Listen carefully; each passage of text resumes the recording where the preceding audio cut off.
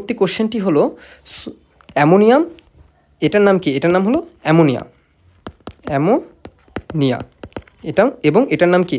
Hydrochloric acid, HCl, hydrochloric acid.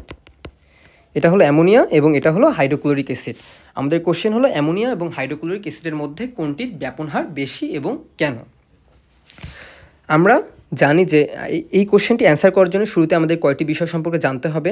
যেমন আমরা জানি কি নাইট্রোজেনের ভর সংখ্যা হলো নাইট্রোজেনের ভর সংখ্যা হলো 14 এবং হাইড্রোজেনের ভর সংখ্যা হলো 1। তাহলে অ্যামোনিয়ার তাহলে ভর সংখ্যা কত হবে, বা অ্যামোনিয়ার আণবিক ভর কত হবে? অ্যামোনিয়ার আণবিক ভর হবে 14 প্লাস হাইড্রোজেন আছে 3টি, তাহলে মোট হলো 17। তারপর আমরা দেখছি যে এখানে ক্লোরিন আছে। ক্লোরিনের আমরা জানি ভর সংখ্যা হলো 35.5 বা 35.5।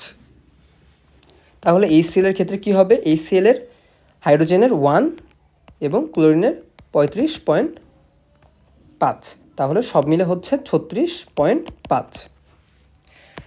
আমরা ব্যাপনের যখন টপিকটি নিয়ে আলোচনা করেছি তখন আমরা দেখেছি ব্যাপনে গ্রাহামের সূত্র বলে একটি টার্ম ছিল। গ্রাহামের সূত্র অনুসারে আমরা কি জানি? গ্রাহামের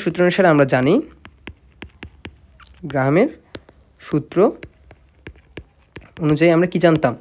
যে কোনো গ্যাসের ব্যাপন তার ঘনত্বের বর্গমূলের ব্যস্তানুপাতিক। যদি ব্যাপনকে আমরা R দ্বারা ডিনোট করি বা R দ্বারা ধরে নেই, তাহলে R সমানুপাতিক কি? 1/√ρ অথবা D।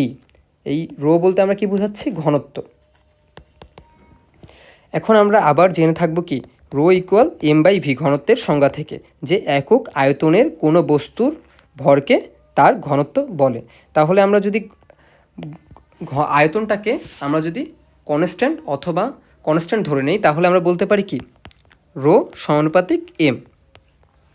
তাহলে আমরা এখান থেকে লিখতে পারি R সমানুপাতিক 1/√m।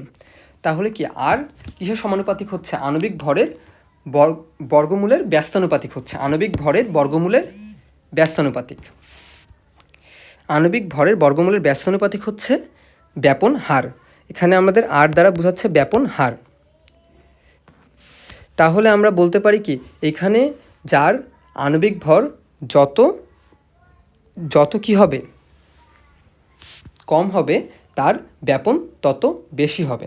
যার আণবিক ভর যত কম হবে তার ব্যাপন তত বেশি হবে।